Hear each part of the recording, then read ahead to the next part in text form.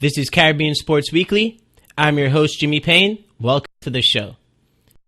Tonight's headlines are the West Indian cricket team holding on to slim lead against the Australians, results and totals from the Carifta Games, and should coach Greg Williams be allowed to coach in the NFL again in the Good Ref, Bad Ref segment.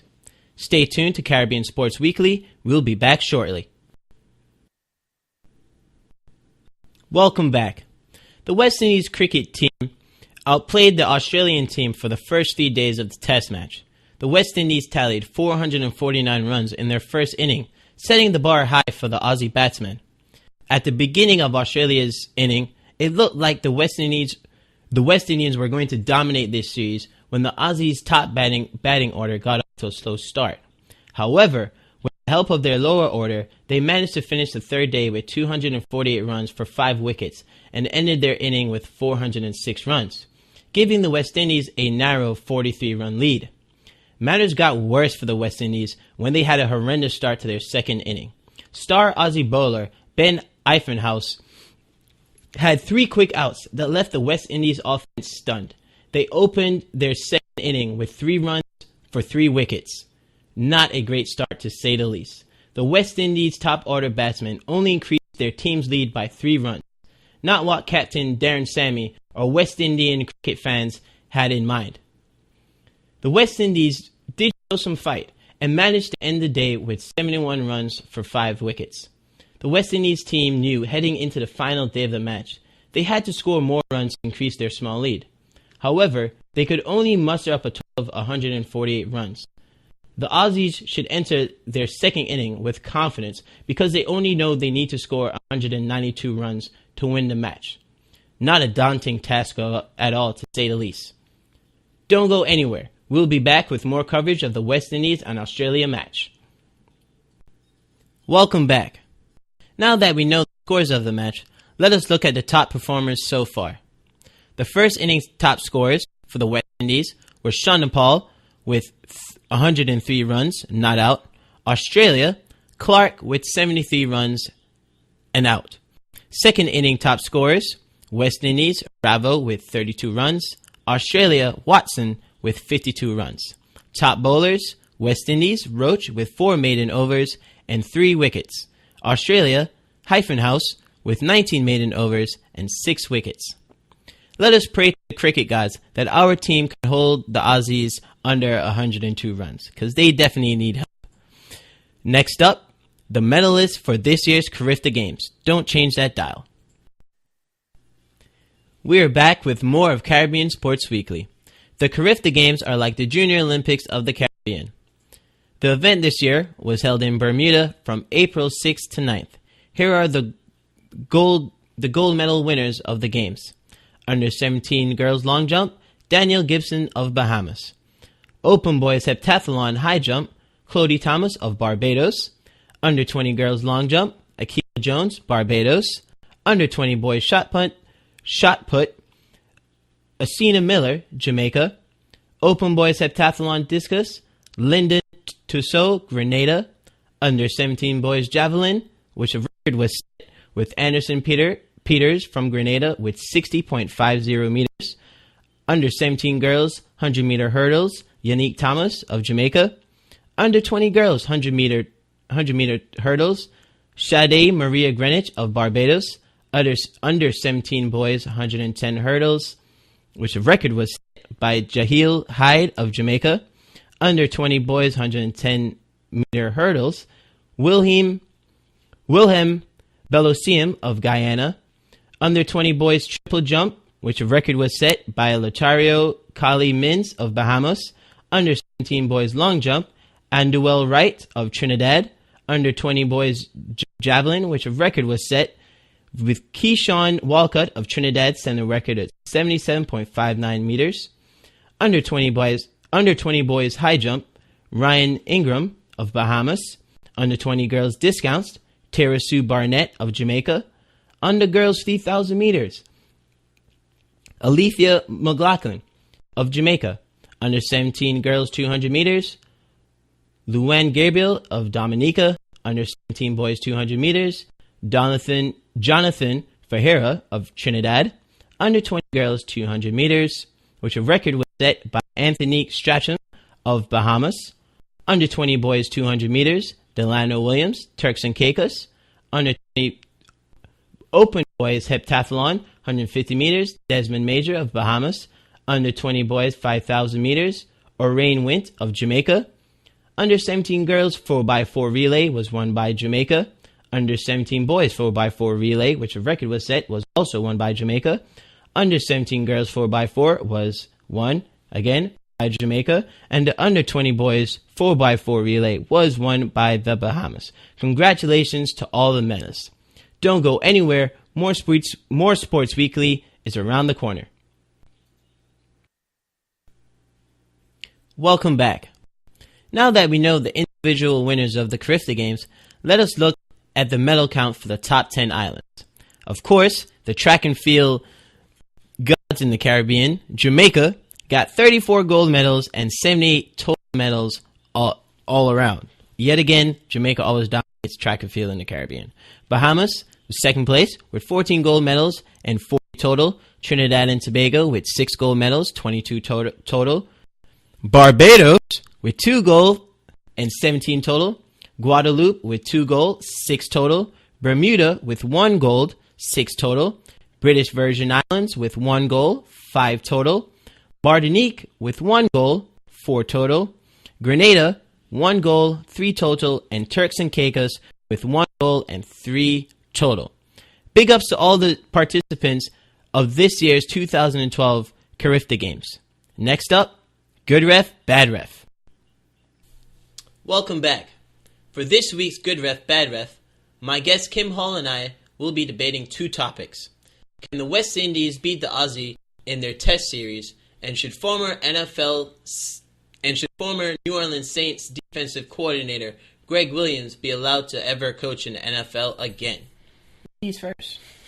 Well, I would like to believe I'm playing good ref as usual here, and say that I believe that Australia will take the entire match series based on what I understand from the cricket community. They've been doing amazing things recently, and the West Indies, they've been unable to put 2 innings together, especially based on last year in India. So that would be my argument towards that. In addition, they've got an inexperienced top 6, and 4 of those people haven't even played a total of 10 matches. So I definitely have to say that Australia's going to take this with a W. I was going to say that the West Indies was going to, they were going to take the series. Of course, I support the West Indies cricket team, and the way they started out, things were looking good. But like what you said, they don't know how to play 2 innings. If you look at the stats, in their first inning, they scored 449 runs. Absolutely. In their second inning, they scored 148. Huge difference. Right. That's a 301 run difference. You can't do that against Australia. Australia, they're a better team. They have also something I've seen that also has helped Australia. They have more professionals on their team. Their entire roster is full of professional cricket players, whereas the West Indies team, there are a couple of professional players, and some of them, they play for their countries, but they don't play in professional leagues, right, like how all the Australians play. The Australia first inning, they started out horribly. Right. Their starting half, their first 5, which is supposed to be all the top batsmen, West Indies handled them great. Then the lower half, which is supposed to get out quickly, took them from 154 runs to a total of 409. You can't do that against quality teams. When you have when you have a team like Australia, with their back against the wall, right, and their top 5's out, you got to get the other 5 out. You can't let the lower half score like 300 runs on you.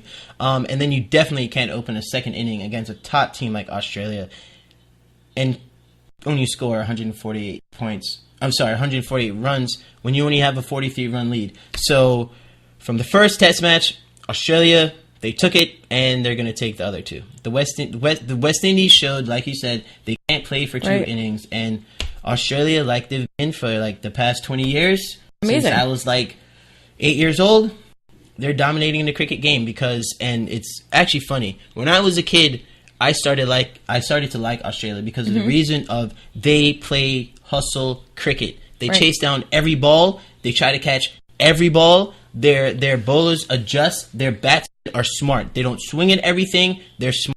And that's Absolutely. something that West Indies has lost ever since the legends like Brian Lara and Vivian Richards and all those guys left, is strategy. Australia understands strategy when it comes to cricket. So, Australia is going to take this series. No, absolutely. And I think the other thing, as you mentioned, it's about consistency, and that's what cricket is. You can't just be good in one series. It's throughout the whole thing. So I think Australia is going to take that. And obviously they've got Melvin House. He's been tremendous, and he was quoted today as saying, he's great at on fast surfaces. So he's definitely has a good chance in the next two sites. So as I said, I think Australia will take it, and kind of sad that we both agreed on this. Not gonna lie. Yeah. I definitely wanted to support my West Indian cricket team, but so for the record, you are supporting Australia. So yes, I'm going back to my childhood days, and I'm supporting Australia. Okay. Even talking about House, he dominated. Yeah. He got the first three batsmen of the West Indies cricket team out. 3 for 3 runs. Yeah. He ducked 1. That's amazing. There's no one on the West Indies cricket team that can bowl like him. So, West Indies is going to take this. All right, we'll be back shortly with our second topic. Stay tuned. Well, guys, we're back here for Good Ref, Bad Ref, and let me just call out my co-host here, Jimi Payne, for ending that last bit, saying that the West Indies were going to take it. Obviously, that was a bit of a slip, and while he does hope that it happens in his heart, realistically, we all know Australia is going to take it. So, yes, unfortunately, just wanted to correct him on that, and just let everybody know Australia's taking it. So, on to our next topic about former Saints defensive coordinator Greg Williams. Being able to coach in the NFL. Currently, he has being forced to, I guess I would say, indefinitely suspended, according to NFL and Roger Goodell. So the topic is, should he be allowed to coach in the NFL ever again? Jimmy, tell us. Okay, this is a very, very, very sensitive topic for me. I'm going to do my first part as an objective sports commentator. That's important. The second side, I'm going to do as a fan of the San Francisco 49ers, which is the team that Greg Williams talked about. So, first off, no, he should never be allowed to coach in the NFL, because the main reason is the NFL is a very violent game. Guys hit each other. I've had injuries playing football. But when you have a coach that tells players to go out and injure players purposely and then reward them financially, you can't have that. And especially going for someone's ACL. Anyone that's ever played sport knows. It's called anterior crucial ligament for a reason. You need it. Yes, you need that. Actually, unless if you tear it when you're younger and your body builds up and you don't need it. But we're not medical professionals here. We're not medical professionals. But, however, when you call out and tell for someone to take out someone's ACL, that's jeopardizing someone's life. But more importantly, their health. If, say hypothetically, a Saints player took out Michael Crabtree's ACL, Michael Crabtree is probably not going to be as agile as he was before. He's probably not going to be as fast. He might not rebound from this injury, and he will lose his career. Even the NFL right now, if anyone follows the NFL, one of the biggest issues right now is talking about player safeties. It's in especially concussions. And then you have a coach telling guys to hit players in the head, make sure you touch them in the head, telling players to make sure a player who had concussions early in the season to tell him to test his head and see if he's ready. Absolutely not. Never allowed. He should not be allowed to coach any form of football, if you ask me. No, unfortunately, I'll have to agree with you yet again, and say that he should, in fact, receive a lifetime ban at this point. Indefinite is not enough. He needs to find something else to do, perhaps read books to young children on Saturdays. I'm not sure. But I don't think the NFL is meant for him anymore. Obviously, we all know that the NFL is a violent sport. That's the inherent nature of the game. But as you said, being paid to purposely injure somebody is an issue the NFL is currently facing. I would say about 50 lawsuits from former players with regards to dementia and head injuries, etc., as you mentioned. So I think that, unfortunately or fortunately, Greg Williams had to be the example for everybody else in the league. And he's not going to get a job, quite frankly, in the NFL. Even if the suspension were to be lifted, he's there's no way that a team would take a risk of, having him. If everybody talks about Big Brother, the NFL, the league, Roger Goodell, he will be the Big Brother. That team will get extra looked at. And, if everybody thinks that Payton being suspended, as a head coach for a year is a really big deal, I think that the NFL would be likely to even fine the team next time, and it wouldn't be for $50,000 either. It would certainly be in the hundreds of thousands of dollars because the NFL can do that. I think the other thing is that as a condition of his suspension, that Greg Williams will actually have to cooperate with any proceedings that the NFL requests him to be a part of. So that actually means that he's potentially have to testify against some of his defensive team from the 2009 and 2011 season. So he'd essentially become a rat for them and have to call them out. And, what player wants to then say, actually, yeah, I did in fact accept about $10,000 to, hurt somebody or whatever else. So that's just not going to work. As I said, Greg Williams, it would be one thing if he was, coaching X's and O's and there was actual football tactics involved in this, but there wasn't at all. He was strictly coaching based off of nothing. There was no nothing there. So he shouldn't be able to coach again. Not in the NFL, as I said. He should certainly look up finding a hobby or find out what his former friends are doing. But as I said, in my day when I was growing up, telling somebody to break a leg meant good luck. Apparently that's not what it means anymore. It means go kill somebody basically. Here's some money to do it. So as I said, I think that based on the laws of society and the laws of the NFL, he should not have a job anymore. So, okay, now as a fan of San Francisco 49ers, Greg Williams should never ever be allowed to even come close to anything that's related to football. I had to hear, and by the way, everyone needs to check out the audio. YouTube it, Greg Williams audio before San Francisco 49ers game. He told his team that he wanted my star running back Frank Gore's head sideways. I'm sorry. I never want Frank Gore's head sideways. I don't want you testing to see if Kyle Williams has problems with his concussions. I don't want you rolling over Vernon Davis's ankles over piles. It was disgusting. I was mad. I was appalled. But on the other side, though, unfortunately for Greg Williams, though, he is a good coach. I think this kind of it absolutely tarnishes his legacy because he was a good defense coordinator. He's been one of the top defensive coordinators in the league for the past 20 years. But this is going to just completely destroy his legacy. And also, to end it, I do think it's funny that he talked all this about you should injure these players and you should do that. But the San Francisco 49ers were the team that knocked out a Saints player with a legal hit in the game. As they say, karma is a you-know-what. That's it for good ref, bad ref.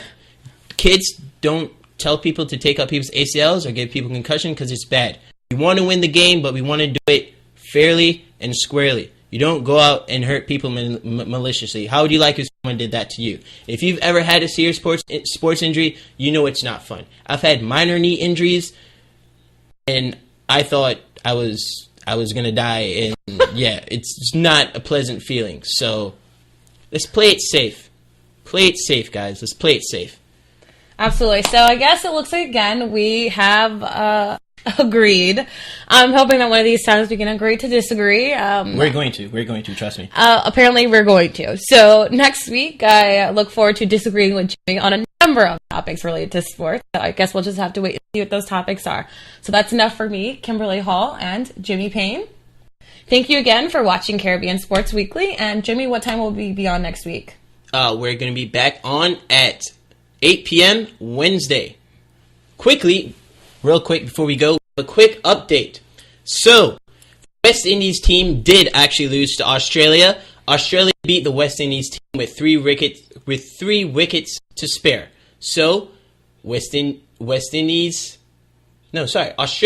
1, West Indies 0, with 2 more matches to go. Yeah, Australia's going to do this. All right. Thank you for watching Caribbean Sports Weekly. See you next time at 8 p.m. on Caribbean Community Live. I'm your host, Jimi Payne. Have an airy time till the next episode. Good night.